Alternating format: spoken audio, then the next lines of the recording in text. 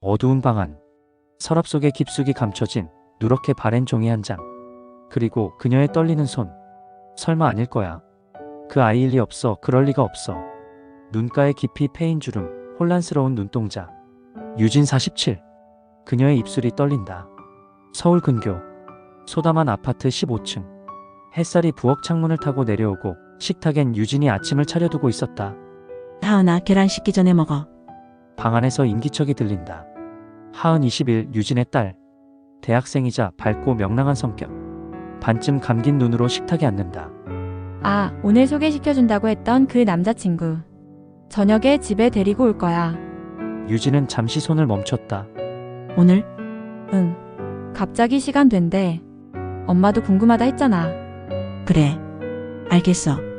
유진은 말은 그렇게 했지만 뭔가 기분이 묘했다. 오래전 잊은 듯한 감정이 목덜미를 타고 올라오는 기분이었다. 저녁 6시. 현관문 열리는 소리. 하은이 먼저 들어오고 그 뒤를 한 청년이 따라 들어온다. 엄마, 인사해. 이쪽은 태호 오빠. 내 남자친구. 유진의 시선이 고정되었다. 태호 25. 깔끔한 셔츠, 정직한 눈매, 하지만 어디서 본 듯한 인상. 정확히 말하자면 너무나 낯이 익었다. 안녕하세요. 처음 뵙겠습니다.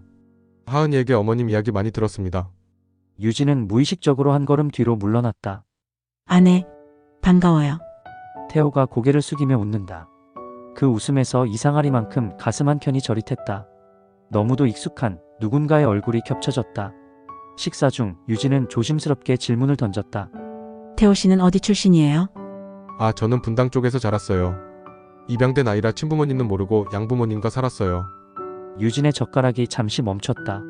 하은은 눈치를 못 채고 웃으며 말했다. 성격도 진짜 좋고 부모님께도 잘해. 하지만 유진은 들리지 않았다. 머릿속에서 무언가 빠르게 연결되고 있었다. 입양, 분당, 생일, 심지어 이름까지. 태호라는 이름. 그녀가 그 아이에게 남기려 했던 한때 가장 사랑했던 사람의 이름에서 따온 이름이었다. 그날 밤 하은이 잠든 뒤 유진은 조용히 안방 책상 서랍을 열었다. 가장 밑바닥 오래된 편지와 사진, 입양 서류. 거기엔 김태호라는 이름이 적힌 서류가 있었다. 2000년 3월 그녀가 출산 후 보호소를 통해 아이를 보냈던 기록. 설마 그 태호가? 그녀는 그때 이후 단 한 번도 아이를 찾지 않았다. 찾을 자격도 용기도 없었기 때문이었다.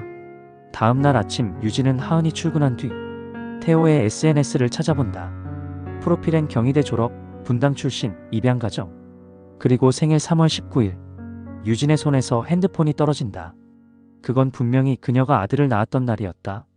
그날 밤 유진은 혼잣말을 했다. 내가 내 딸의 남자친구한테 서류를 들이밀어야 할지도 몰라. 눈물이 뺨을 타고 흘러내렸다. 그토록 꽁꽁 묶어두었던 과거가 예고도 없이 다시 그녀 앞에 나타난 것이다. 정말 그 아이일까? 그렇다면 이 아이들은 지금?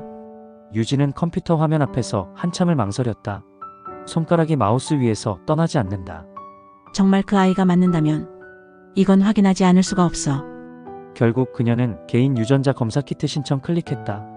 다음 날 거실 소파에서 하은과 태호가 웃고 있었다. 넷플릭스 드라마를 보며 팝콘을 던지며 장난을 주고받는 모습. 유진은 주방에서 그 모습을 보고 있었다. 그 웃음 속에서 하은은 여전히 순수했고 태호는 진심이었다. 하지만 유진의 눈에는 그 장면이 무겁고 불편했다. 그 두 사람이 남매일지도 모른다는 상상이 머릿속에서 자꾸 떠올랐기 때문이다. 그날 저녁 유진은 태호에게 몇 가지 질문을 했다. 태호 씨, 유진이 조용히 불렀다. 네, 어머니. 혹시 내가 입양되기 전에 기록 같은 건 본 적 있어? 태호는 잠시 멈칫했다. 사실은요, 최근에 좀 찾아보고 있어요. 유진의 눈이 흔들린다. 왜? 부모님하고 갈등이 좀 있었거든요. 입양이라는 말도 중학생 때 처음 들었고요. 그 후로 별 말이 없으셨어요. 혹시 생일은 기억나? 3월 19일이요.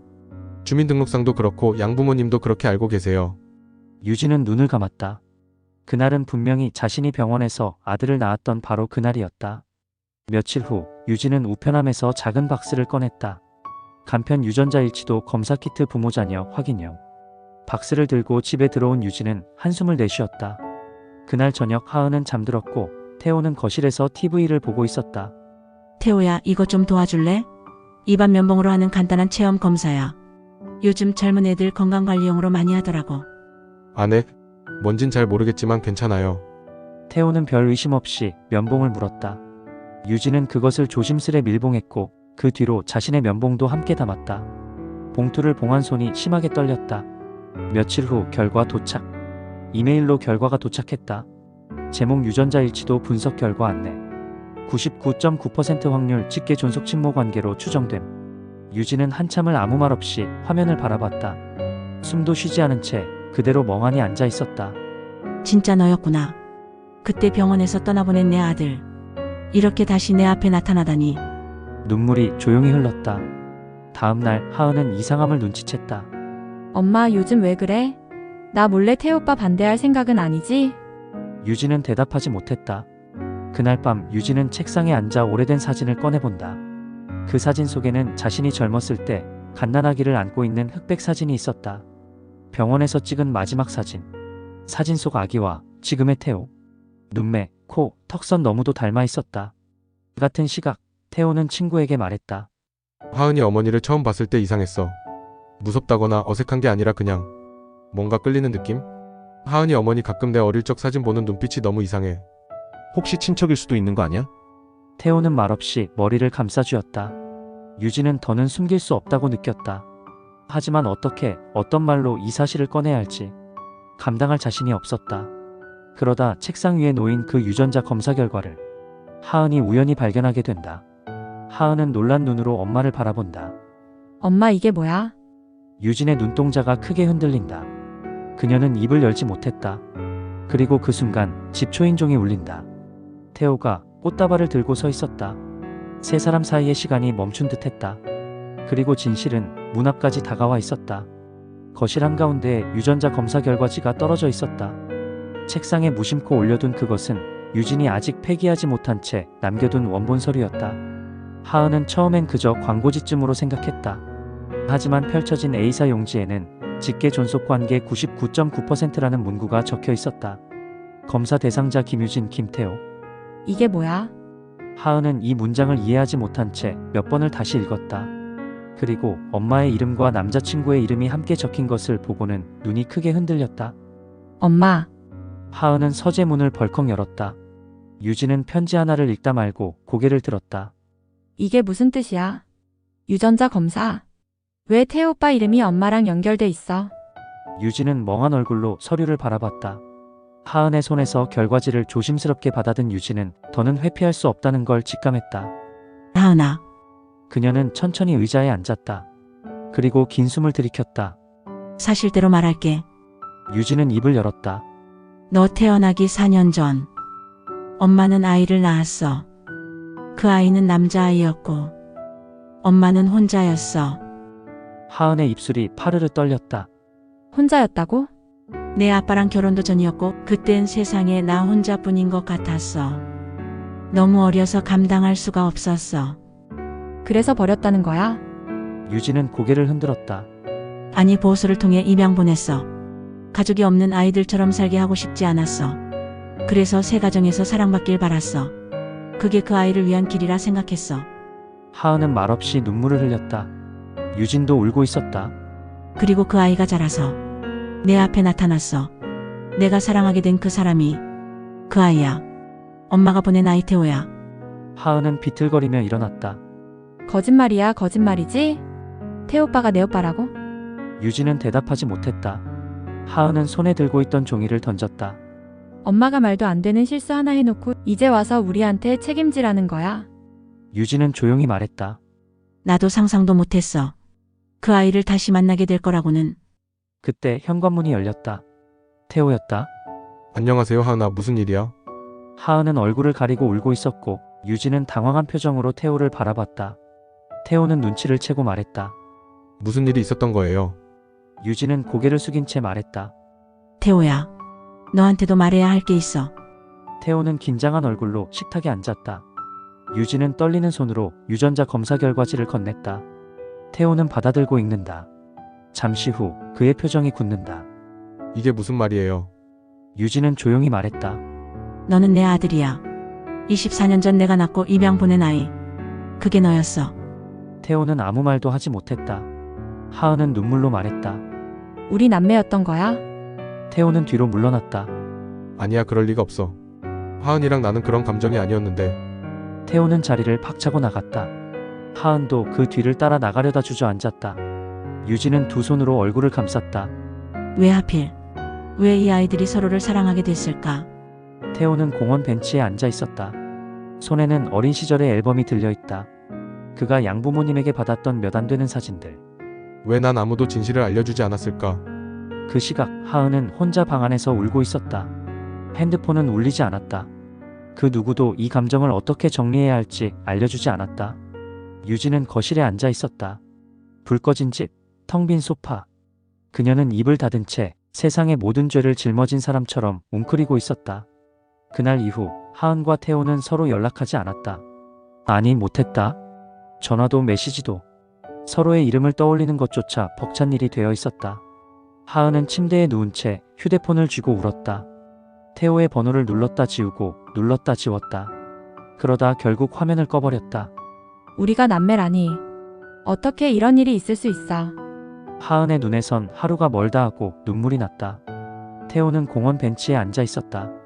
그의 손엔 양부모가 건네준 입양 기록이 들려 있었다. 이제야 밝혀진 진실. 태호는 조용히 입을 열었다. 정말 김유진이라는 사람이 내 친엄마였다고요? 양어머니는 고개를 끄덕였다. 그땐 우리가 너무 아이가 간절했고 그쪽도 너무 어린 엄마였어. 그런데 왜 지금껏 아무 말도 안 했어요? 그게 널 위한 일이라고 생각했어. 생각 없이 키우려는 건 아니었어. 다만 준비되지 않은 진실은 상처가 된다고 생각했지. 태호는 말없이 고개를 숙였다. 그리고 조용히 물었다. 그럼 하은이는요? 양부모는 눈을 피했다. 몰랐지. 이렇게 될 줄은 아무도 몰랐어. 며칠 후 유진은 꽃을 들고 태호의 양부모를 찾아갔다. 경기도 외곽의 조용한 단독주택. 그녀는 주차장 앞에서 한참을 망설였다. 문을 열어준 건 태호의 양어머니였다. 유진은 고개를 깊숙이 숙였다. 정말 죄송합니다. 아니에요. 오히려 우리가 연락드렸어야 했는데. 두 사람은 마주 앉았고 유진은 24년 전의 이야기를 꺼냈다. 출산, 입양, 혼자였던 시간, 그리고 다시 태호를 만난 그날의 충격까지. 그 아이가 우리 하은이와 사랑에 빠질 줄은 세상에 그건 상상조차 못했어요. 양어머니는 말없이 유진의 손을 잡았다. 그 애가 당신을 처음 봤을 때부터 말했어요. 따뜻한 느낌이 들었다고. 아마 본능이었겠죠. 피는 속일 수 없나 봐요. 그날 밤 하은은 친구와 술을 마셨다. 친구는 조심스럽게 물었다.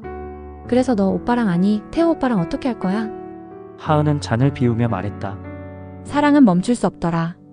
근데 갈 수는 없어. 가족이니까. 그럼 그만할 거야? 하은은 울었다. 하고 싶어. 근데 그 사람 눈을 보면 자꾸 내가 동생인 것 같아서. 내가 틀린 사람 같아서. 친구는 조용히 하은을 안았다. 태호는 혼자 병원 앞 벤치에 앉아 있었다. 유전자 검사 기관이 있는 병원. 그곳에서 우연히 마주친 유진. 태호야, 태호는 놀란 듯 고개를 들었다. 여기서 뭐해요? 그냥 너 볼 수 있을까 해서. 두 사람 사이엔 어색한 침묵이 흘렀다. 유진이 먼저 입을 열었다. 미안해. 정말 미안해. 널 보내고 나서 평생 후회하며 살았어. 태호는 고개를 숙였다. 저도 엄마 얼굴이 기억나진 않지만 왠지 처음 뵀을 때부터 편했어요. 가족이란 게 그런 걸까요? 유진은 고개를 끄덕이며 눈물을 삼켰다. 하지만 하은이랑은 우리 그냥 서로 멈춰야 해요. 하은은 편지를 썼다. 태호에게 직접 얼굴을 보지 않고는 말을 할 수 없었기 때문이다. 오빠, 우린 서로를 너무 사랑했지만 그만큼 잔인한 운명이었어. 나는 오빠를 기억할 거야. 내가 사랑했던 사람, 그리고 내가 지켜야 할 가족으로. 편지를 봉투에 넣고 하은은 조용히 우체통에 넣었다. 하은은 학교 앞에서 친구들과 웃고 있었고 그 뒤 골목 어귀에는 멀리서 그녀를 바라보는 태호의 모습이 있었다. 그는 조용히 고개를 숙이고 돌아섰다. 하은도 순간 고개를 돌렸지만 그의 모습은 이미 사라지고 없었다. 창밖으로 봄비가 부드럽게 내리고 있었다. 유진은 변함없이 주방에 서서 커피를 내리고 있었다. 탁자 위에 놓인 책과 안경, 그 옆엔 하은이 남기고 간 손편지들이 깔끔하게 정리되어 있다. 그녀는 커피 잔을 들고 조용히 창밖을 바라보았다. 하은은 지금 서울에서 자취 중이다. 졸업을 앞두고 논문 준비에 바쁘다고 했다. 태호의 소식은 들려오지 않았다. 정확히 말하자면 아무도 꺼내지 않았다. 하지만 유진의 눈은 가끔 텅 빈 현관 쪽을 바라보곤 했다. 봄 햇살이 따뜻하게 비추던 어느 날, 유진은 근처 한약방에 들렀다. 문을 열고 나오는 순간 누군가와 어깨를 스쳤다. 죄송합니다. 그 목소리를 듣는 순간 두 사람은 동시에 고개를 들었다. 태호였다. 서로는 말없이 멈춰섰다. 유진의 눈동자가 흔들렸고 태호의 손엔 포장된 약봉투가 들려 있었다. 오랜만이에요. 잘 지내셨어요? 응. 너도 얼굴 좋아졌네. 어머니도 그대로시네요. 말끝이 어색하게 떨렸지만 두 사람 모두 웃었다. 그 웃음은 오랜 시간 쌓인 침묵을 부드럽게 풀어주고 있었다. 두 사람은 근처 조용한 카페에 앉았다. 창가 자리, 적당한 거리. 서로에게 무슨 말을 해야 할지 몰라 커피만 입에 댔다. 그때 미안했어. 유진이 먼저 말을 꺼냈다. 그건 저도요. 하은이랑은 연락하니? 자주 보진 않지만 친구 통해서 소식은 들어요. 아직도 많이 조심스러워 하더라고요. 유진은 고개를 끄덕였다. 우리 셋 다 그날 이후 많이 조심스러워졌지. 한참을 머뭇거리던 태호가 조심스럽게 말했다. 저 그날 이후 친엄마를 원망한 적도 있었어요. 왜 날 보냈는지, 왜 그렇게 살아야 했는지. 유진의 손이 떨렸다. 하지만 지금은 알아요. 그땐 정말로 어쩔 수 없었단걸요. 유진의 눈에 눈물이 맺혔다. 내가 그렇게 말해줘서 다행이야. 그날 저녁, 유진은 문 앞에서 누군가의 인기척을 느꼈다.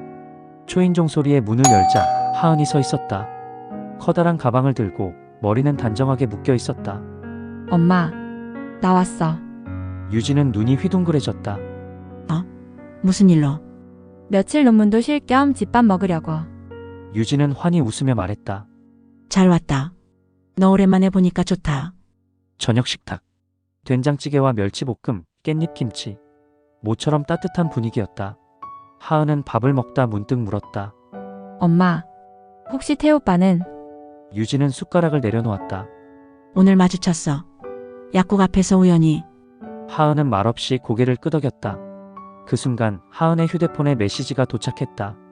보낸 사람 태호. 하은아, 괜찮으면 우리 조심스럽게 얼굴 볼 수 있을까? 하은은 화면을 오래 들여다봤다. 다음 날, 하은은 강남의 작은 북카페 앞에 서 있었다. 문을 열고 들어가자 창가 자리에 앉아있던 태호가 고개를 들었다. 둘은 아무 말 없이 마주 앉았다. 카페에는 조용한 클래식 음악이 흐르고 있었다. 우리 사랑하지는 못해도 서로를 기억해줄 수는 있지 않을까. 그 말은 둘의 마음속에 동시에 맴돌았다. 서로를 바라보는 눈빛은 더 이상 연인의 것이 아니었다. 그러나 분명히 무언가를 함께 통과한 가족의 눈빛이었다. 늦은 오후, 유진은 거실 창을 활짝 열어두고 정갈하게 밥상을 차리고 있었다. 된장국, 동그랑땡, 나박김치, 그리고 접이식 작은 테이블 하나를 식탁 옆에 펼쳤다. 조심스레 전화를 걸었다.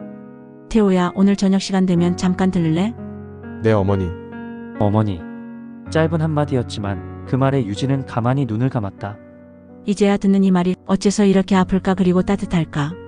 그날 저녁, 태호는 약간 어색한 차림으로 현관에 들어섰다. 유진은 문 앞에서 환하게 웃었다. 어서 와. 배 안 고프니? 오래 걸렸지? 태호는 잠시 머뭇거리다가 고개를 끄덕였다. 어릴 때 이런 밥상 받아본 기억은 없어요. 오늘이 그 첫 기억이 되면 좋겠다. 두 사람은 말없이 밥을 먹었다. 그러다 유진이 조심스럽게 말을 꺼냈다. 너 정말 많이 컸더라. 내가 마지막으로 본 내 모습은 고작 아기였는데. 태호는 조용히 밥을 뜯어 말고 입을 열었다. 저도 기억은 안 나요. 근데 가끔 어릴 적 꿈에 어떤 여자가 자꾸 웃고 있었어요. 그게 어머니였을까요? 유진은 젓가락을 내려놓고 조용히 손을 뻗었다. 태호의 손 위에 자신의 손을 포겠다. 그랬을 거야. 엄마는 그때도 널 많이 사랑했으니까.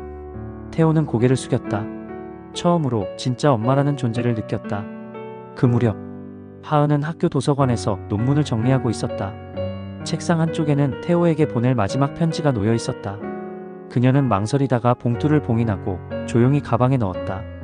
그날 밤, 그녀는 공원 벤치에 앉아 편지를 펼쳤다. 봉투 속 편지엔 이렇게 쓰여 있었다.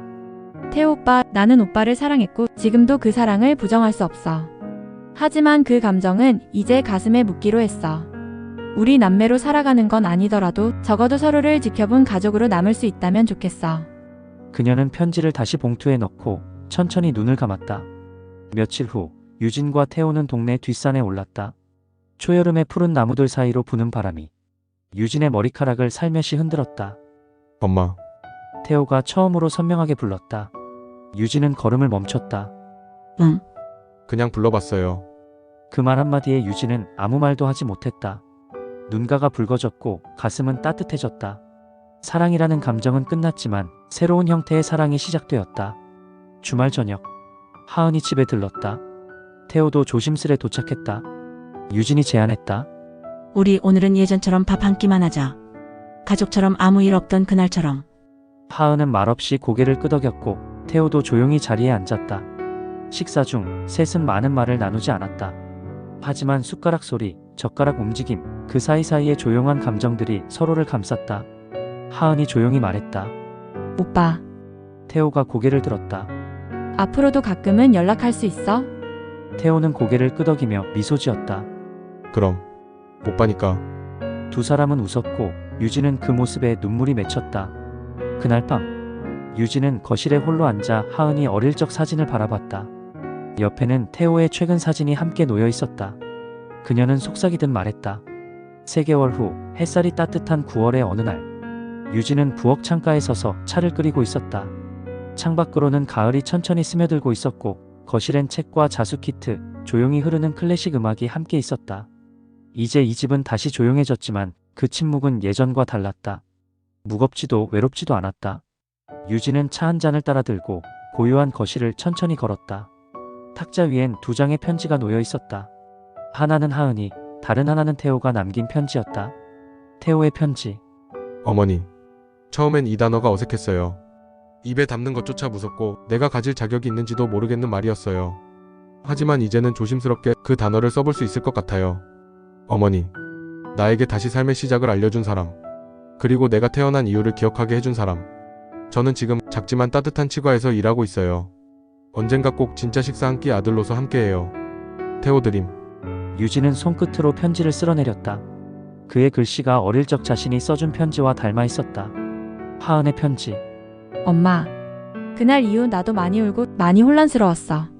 하지만 오빠와 나는 결국 서로를 놓기로 했고 그 대신 기억은 간직하기로 했어. 가끔은 그 사람을 떠올려. 그리고 그 사람의 눈빛, 말투, 따뜻한 손을 생각해. 하지만 이제는 설레지 않고 그냥 가족이 그리운 마음으로 남아. 이제 나는 조금 더 단단해졌어. 사랑을 해봤고 그 사랑을 떠나보낼 줄도 알게 됐으니까. 이제 엄마도 나 걱정 말고 당신 인생을 더 사랑해줘. 하은 올림. 대학 졸업식 날. 하은은 하늘색 학사모를 쓰고 친구들과 사진을 찍고 있었다. 하은아, 가족은 안 왔어? 오고 계셔. 그녀는 주변을 둘러보다가 멀리서 익숙한 두 사람을 발견했다. 유진과 태호. 유진은 작은 꽃다발을 들고 있었고 태호는 서툰 정장 차림에 뻣뻣한 걸음으로 서 있었다. 하은은 먼저 달려가 유진을 안았다. 엄마 왔네. 그럼. 딸 졸업식인데 내가 안 올 수가 있니? 유진은 머리카락을 넘겨주며 웃었고 태호도 어색하게 고개를 숙였다. 하은아, 축하해. 하은은 그 말에 웃었다. 오빠도 왔구나. 세 사람은 나란히 벤치에 앉았다. 햇살이 그들의 어깨를 덮고 있었다. 이제는 그늘은 없었다. 졸업식 포토존 앞. 학생들과 가족들이 사진을 찍고 있었다. 하은이 말한다. 우리도 사진 찍자. 우리? 응. 가족이잖아. 유진은 놀란 듯 하다가 곧 미소를 지었다. 태호도 조용히 그 옆에 섰다. 세 사람은 나란히 섰다. 하은이 가운데, 양쪽에 유진과 태호. 카메라 셔터 소리가 울렸다. 그 순간은 오직 그들만이 아는 감정으로 가득 찼다. 사랑과 아픔, 후회와 포용. 그 모든 시간이 그 한 장의 사진에 담겼다. 사랑은 때로는 너무 아프고 무겁다. 하지만 그것이 멈춘 자리에 피어나는 건 또 다른 이름의 사랑이다. 우리는 그렇게 가족이 된다. 가족은 선택할 수 없다고 말한다. 하지만 때로는 선택하지 않았기에 더 소중하다. 이런 반전과 감동이 있는 이야기, 세상 속 한 조각 이야기 채널 구독하고 다음 이야기도 함께 해주세요.